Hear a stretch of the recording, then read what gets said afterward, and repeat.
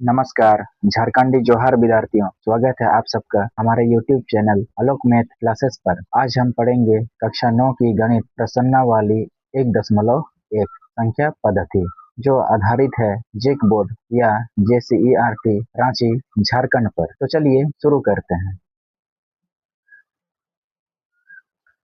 तो चलिए प्रश्नावली 1.1 प्रश्न संख्या 1 में देखते हैं क्या पूछा है। एक में पूछा है, क्या शून्य एक परमेय संख्या है?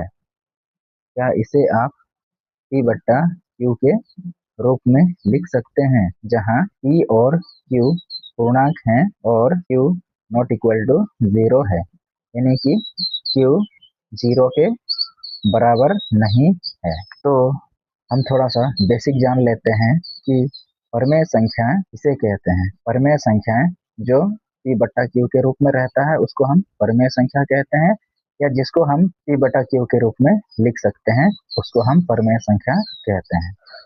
जैसे जैसे P बट्टा Q के रूप में, जैसे 1/2, ये भी परमेय संख्या है क्योंकि बट्टा में है। जो बट्टा में रहता है उसको हम परमेय संख्या कहते हैं, और जिसको हम बट्टा में लिख सकते हैं तो भी हम परमेय संख्या कहते हैं। तो इसमें पूछा है क्या शून्य एक परमेय संख्या है। तो चलिए देख लेते हैं शून्य को हम परमेय संख्या के रूप में लिख सकते हैं या नहीं। मान लीजिए ये शून्य है, तो शून्य को हम परमेय संख्या के रूप में लिख सकते हैं या नहीं। तो शून्य को हम P बटा Q के रूप में लिख सकते हैं। तो शून्य को हम P बटा Q के रूप में लिख सकते हैं। जैसे शून्य है, शून्य के नीचे कुछ नहीं है यानी कि 1 है, तो ये P बटा Q के रूप में हो गया। और बोला है कि Q 0 के बराबर नहीं होना चाहिए, तो Q 0 के बराबर नहीं है यानी कि हर में 0 नहीं होना चाहिए। तो इस तरह हम लिख सकते हैं। तो चलिए इसके लिए हम नोट्स पहले से बना के रखे हैं, चलिए नोट्स की ओर चलते हैं।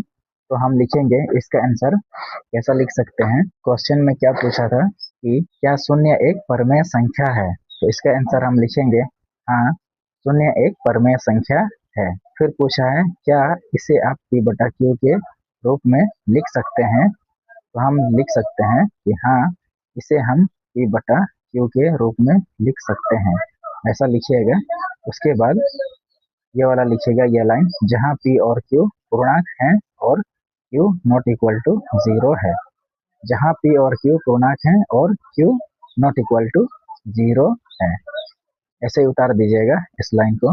उसके बाद लिखिएगा जैसे जैसे 0 0 बराबर 0 को हम क्या लिख सकते हैं, 0/1 भी लिख सकते हैं, 0/2 भी लिख सकते हैं, 0/3 भी लिख सकते हैं, परमेय संख्या के रूप में लिख सकते हैं। तो विद्यार्थी, उम्मीद है कि आप सबको समझ में आ रहा होगा। तो चलिए बढ़ते हैं नेक्स्ट क्वेश्चन 2 नंबर की ओर। 2 नंबर में दिया है, 2 नंबर में दिया है कि 3 और 4 के बीच में 6 परमेय संख्याएं ज्ञात कीजिए। ये भी बहुत आसान सवाल है। चलिए इसको रफ में थोड़ा देख लेते हैं, उसके बाद नोट्स की ओर चलते हैं। तो हमें कितनी परमेय संख्या ज्ञात करना है, 6 परमेय संख्या। उसके लिए हम क्या करेंगे, जितनी परमेय संख्या हमें ज्ञात करना है उसमें एक ही जोड़ देंगे। तो हमें कितना, 6 परमेय संख्या ज्ञात करना था, तो इसमें हम क्या करेंगे, एक को जोड़ देंगे। तो कितना हो जाएगा, 7। उस 7 को हर लेकर दो परमेय संख्याओं के बीच में गुणा करें। जैसे कितना दिया था, 3, 3 और 4 के बीच, इन दो संख्याओं के बीच में 7 को हर लेकर गुणा कर देंगे। तो परमेय परमेय संख्या ज्ञात करना है, तो ये सिर्फ प्रकृत संख्या के रूप में है। इसको हम परमेय संख्या कैसे बना सकते हैं, जैसे बट्टा देके नीचे कुछ नहीं है मतलब 1 है, अब बन गया P बटा Q के रूप में, यानी कि परमेय संख्या के रूप में। अब इसमें भी वैसा लिखेंगे 4/1, ये भी परमेय संख्या के रूप में बन गया। अब क्या करेंगे, गुना। कितना, 7 से 7 को हर लेकर अंश में और हर में दोनों में गुना कर देंगे। चलिए कितना हो जाएगा, 7 तिया 21, 7 एकम 7। इसमें भी वैसा ही गुना करेंगे, 7/7, 7 चौके 28, 7 एकम 7। अब इन दो परमेय संख्याओं के बीच में देखते हैं कितनी परमेय संख्याएं आती है। तो चलिए 21/7, तो इससे नेक्स्ट यानी कि अगला अगला संख्या से शुरू करेंगे। तो क्या हो जाएगा, 22/7, 23/7, 24/7, 25/7, 26/7, 27/7 कितने परमेय संख्या हुई? 1 2 3 4 5 6 निकल गया हम लोग का 6 परमेय संख्याएं। हमें 6 परमेय संख्याएं ज्ञात करना था, तो 6 परमेय संख्याएं आ गया। तो ये हम आप लोगों को रफ में समझाए। चलिए इसके लिए भी मैंने पहले से नोट्स बना के रखे हैं, तो नोट्स हम ऐसे लिखेंगे। नोट्स में हम ऐसा लिखेंगे, क्या दिया था क्वेश्चन में? 3 और 4 के बीच में 6 परमेय संख्याएं ज्ञात कीजिए। तो हम लिखेंगे हमें 6 परमेय संख्याएं ज्ञात करना है, इसलिए 6 जोड़ 1 बराबर 7 को हर लेकर 3 और 4 को परमेय संख्याओं के रूप में लिखते हैं। अर्थात 3/1 गुने 7/7, क्योंकि 7 को हम हर लेकर अंश में भी और हर में भी गुणा करेंगे। ठीक है, बराबर क्या हो जाएगा? 7 तिया 21, 7 एकम 7। फिर दूसरी परिमेय संख्या को देखते हैं, 4/1, इसमें भी वैसा ही गुणा करेंगे, गुणा 7/7 बराबर 7 चौके 28/7 एकम 7। अब लिखेंगे अतः 3 और 4 के बीच 6 परमेय संख्याएं। इसके बाद से लिखेंगे 21/7 के बाद से और 28/7 के पहले। तो लिखेंगे हम 22/7, 23/7, 24/7, 25/7, 26/7, 27/7। ये हमें 6 संख्याएं, 6 परमेय संख्याएं प्राप्त हुई। 1 2 3 4 5 6, 6 परमेय संख्याएं प्राप्त हो गई। तो विद्यार्थियों, हमें 3 और 4 के बीच में 6 परमेय संख्याएं ज्ञात करना था, तो हम ज्ञात किए 6 परमेय संख्याओं। तो विद्यार्थियों, उम्मीद है कि आप सबको समझ में आ रहा होगा। अगर इतना आप लोग नहीं लिख सकते हैं तो और एक शॉर्ट विधि भी है, यानी कि दूसरी विधि, यानी कि शॉर्ट विधि। आप ऐसा भी लिख सकते हैं, हमें कितना परमेय संख्या ज्ञात करना था? 6। तो सिंपल आप 6 में 1 जोड़ सकते हैं बराबर 7। इस 7 को 3 और 4 के बीच में 6 जोड़ 7 बराबर 7 को हर लेकर 3 और 4 में गुणा कर दीजिए। तो 3/1 गुना 7/7 बराबर 21/7। और दूसरी संख्या 4/1 गुना 7/7 बराबर 28/7। अब लिखिए 3 और 4 के बीच 6 परमेय संख्या है। बस 21/7 से 21/7 के बाद वाली संख्या से उसके बाद 28 वाला 7 के पहले वाली संख्या तक लिख दीजिए। जैसे 22/7, 23/7, 24/7, 25/7, 26/7, 27/7। ये आपका आंसर हो जाएगा। 6 परमेय संख्या निकल के आ गई, 1 2 3 4 5 6। तो चलिए विद्यार्थियों, नेक्स्ट क्वेश्चन 3 नंबर की ओर बढ़ते हैं। 3 नंबर में क्या पूछा है देखते हैं। इसी टाइप का क्वेश्चन है, तो आपको रफ में समझाने की जरूरत नहीं है, हम नोट्स ही दिखा देते हैं। तीसरा नंबर क्वेश्चन में दिया है 3/5 और 4/5 के बीच 5 परमेय संख्याएं ज्ञात कीजिए। इसमें भी वैसे ही करना है, आप लिख सकते हैं हमें 5 परमेय संख्याएं ज्ञात करना है, इसलिए 5 जोड़ 1 बराबर 6 को हर लेकर 3/5 और 4/5 को परमेय संख्याओं के रूप में लिखते हैं। अर्थात 3/5 गुना 6/6 बराबर 6×18, 6×5 = 30। दूसरी परमेय संख्या 4/5 गुना 6/6 बराबर 24/30। अब इन दो परमेय संख्याओं के बीच की परमेय संख्याओं को लिख देना है। अतः 3/5 और 4/5 के बीच 5 परमेय संख्याएं 18 के बाद, 18/30 के बाद और 24/30 से पहले की संख्या तक। तो लिखेंगे 19/30, 20/30, 21/30, 22/30 और 23/30। तो ये हम लोगों का आंसर हो जाएगा। उम्मीद है विद्यार्थियों आप लोगों को समझ में आ रहा होगा। चलिए इसका भी दूसरा विधि देख सकते हैं हम। दूसरी विधि यानी कि शॉर्ट तरीका से भी हम लिख सकते हैं। अगर अपना लोग नहीं लिखना चाहते हैं तो इस तरह भी लिख सकते हैं। जैसे कितना परमेय संख्या ज्ञात करना था हमें? 5 परमेय संख्या। तो हम क्या करेंगे, 5 में 1 को जोड़ देंगे, 5 जोड़ 1 बराबर 6। इस 6 को हर लेकर दो परमेय संख्याओं में गुणा कर देंगे, अंश और हर में। तो 3/5 गुना 6/6 बराबर 18/30। दूसरी परमेय संख्या 4/5 गुना 6/6 बराबर 24/30।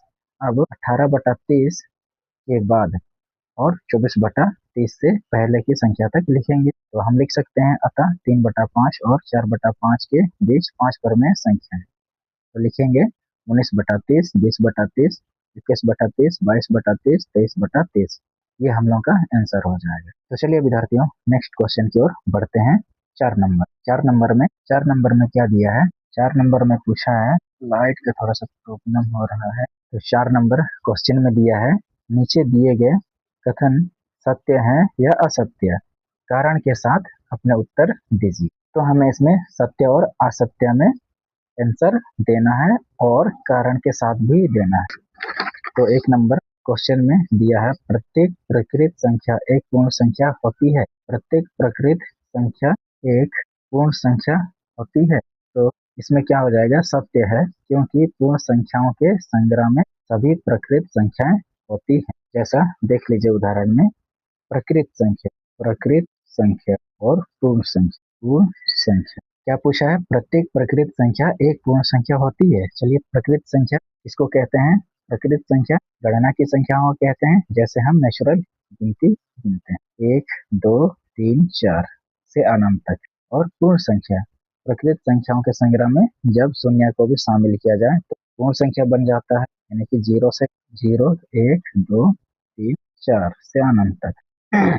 तो पूछा है कि प्रत्येक प्रकृत संख्या एक पूर्ण संख्या होती है। तो देखते हैं कि प्रत्येक प्रकृत संख्या पूर्ण संख्या होती है या नहीं होती। तो इसमें हम उत्तर लिखे थे सत्य है, क्योंकि पूर्ण संख्याओं के संग्रह में सभी प्रकृत संख्याएं होती हैं। तो मान लीजिए उदाहरण के लिए, ये सभी मेहमान हैं, एक फैमिली है।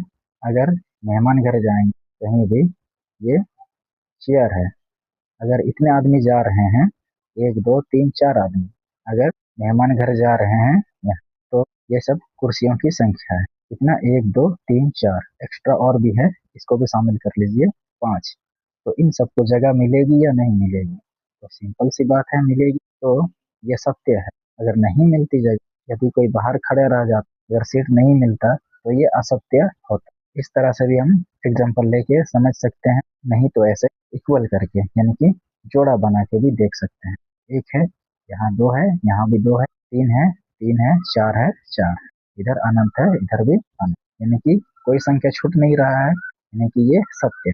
चलिए 2 नंबर में देखते हैं। 2 नंबर में दिया है, प्रत्येक पूर्णांक एक पूर्ण संख्या होती है। प्रत्येक पूर्णांक एक पूर्ण संख्या होती है। तो ये क्या हो जाएगा? असत्य है, क्योंकि उदाहरण के लिए -1 -2 -3 -4 पूर्ण संख्याएं नहीं है। क्योंकि अभी जस्ट हम थोड़ा देर पहले पढ़े थे कि पूर्ण संख्या इसको कहते हैं, पूर्ण संख्या जो 0 से स्टार्ट होता है। तो इसमें पूछा है प्रत्येक पूर्णांक एक पूर्ण संख्या होती है।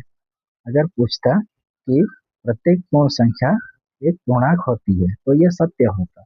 इसमें उल्टा पूछ दिया, प्रत्येक पूर्णांक एक पूर्ण संख्या होती है, तो ये तो असत्य हो जाएगा, क्योंकि पूर्णांक में ऋणात्मक संख्या भी होती है, ऋणात्मक संख्या होती है, 0 होती है प्रकृत संख्या, तो ये असत्य हो जाएगा। चलिए तीसरा में देखते हैं क्या दिया है, प्रत्येक परिमेय संख्या एक पूर्ण संख्या होती है।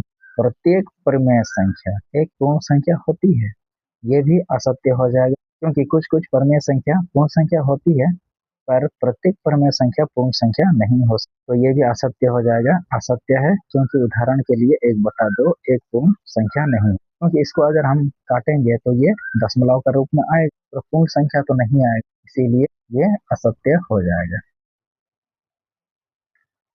तो विद्यार्थियों, अगर आप लोग स्क्रीनशॉट लेना चाहते हैं तो ले सकते हैं।